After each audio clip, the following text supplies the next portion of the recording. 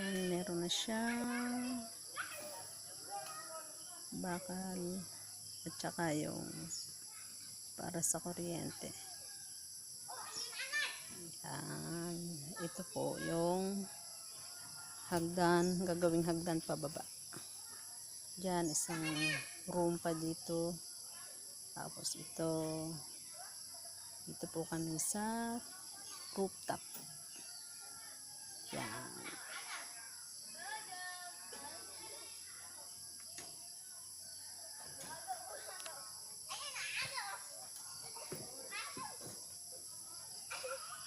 Hindi pa po nalagyan ng flexible house yung ibang part.